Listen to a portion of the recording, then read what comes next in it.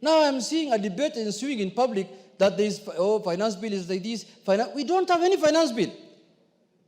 And the public needs to be informed that finance bill comes towards the end of the budgetary process. I'm happy the majority has arrived.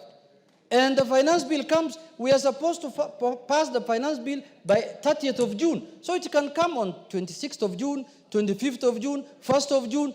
As of today, the public is being fed with lies that there is taxation on trees, taxation on oxygen. There is no finance bill in this house. I don't think we have seen any clause of any finance bill before this house, Mr. Speaker, with your approval. So, Mr. Speaker, in conclusion, I'm saying, please, we have interest of the public to protect as a house, and we have legislations to do. Let us desist from commenting in a manner that we think we are helping the executive when we are destroying things with Parliament, Mr. Speaker. Parliament has the final say on any legislation. So let the executive bring what they want to bring. And it is sad, Honorable Speaker, as the leader of minority has said, that it is the people who ought to know better who are propagating these lies. People who have even served in this house as members of Parliament. And you see them all over the media alleging all manner of taxation that is not before the house. I don't know whether they work in Treasury to know what Treasury is going to bring. The National Treasury is even yet to table the estimates for the next financial year that will then inform what needs to be financed. Because a finance bill is a consequence of what is to be expended by government, then government decides this is how we intend to raise revenue. And that is why is a statement on revenue raising measures that the Cabinet Secretary comes to read in, at the beginning of June. Therefore, Honorable Speaker, it's just to improve on Kenyans. One, not to believe the lies. Two, to fact check.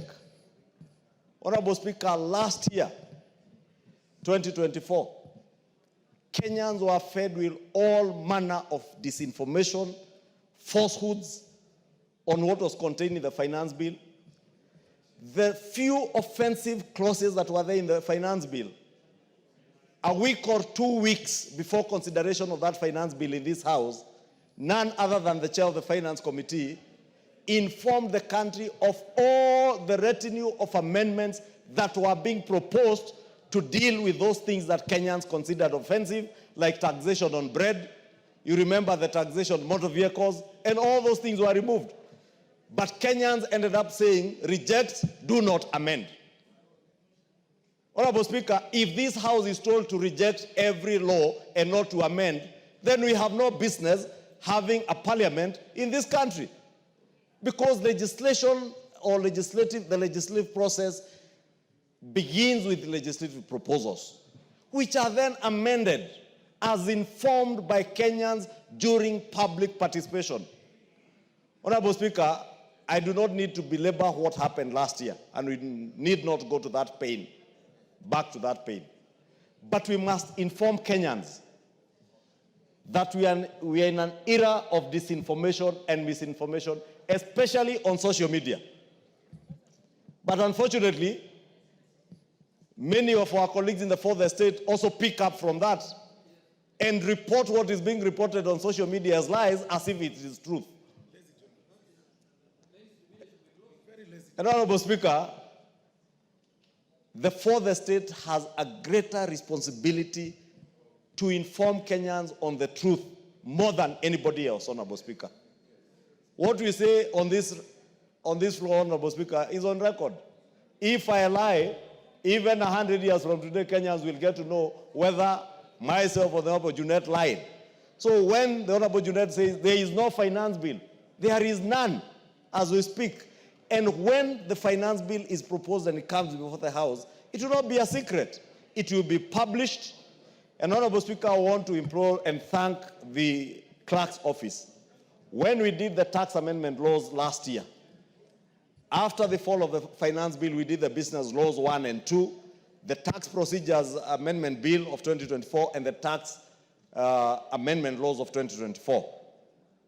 When we did that, Honorable Speaker, we allowed the National Treasury to first go out and inform Kenyans what they intended to do and get the views of Kenyans. We then did a very elaborate public participation through the leadership of the Finance and National Planning Committee under the leadership of Chairman Kimani Kuria. And eventually we were able to pass those laws on the 4th of December last year without incidents. Honorable Speaker, I have said before, those 4 pieces of legislation were 70% of what was contained in the finance bill. Yet they passed without incidents. 70%. Therefore, if the 2024 finance bill was as offensive as those who propagated the campaign of disinformation did, then the 4 finance laws, the 4 laws that we passed in December, would be hurting Kenyans today. But they are not. Wind up. Part of the benefits, Honorable Speaker, in conclusion, was the tax waivers that Kenyans are enjoying today. Tax waivers that they were denied in June of 2024 through the finance bill, but they had to wait until December 27th for those tax amendment laws to become effective, for them to enjoy the tax waivers. Therefore, Honorable Speaker, let me support what the Honorable Juneta has said and implore on Kenyans to fact check when bills are published. Please make a point of visiting the parliamentary website. It will have bills.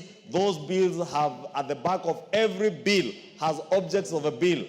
If you do not understand what is in the bill, just go to the last page and read the objects of a bill, and you'll be able to see what is intended to be changed by that particular legislative proposal. Thank you, Honorable Speaker. More Radio, 88.2 FM. We are in charge.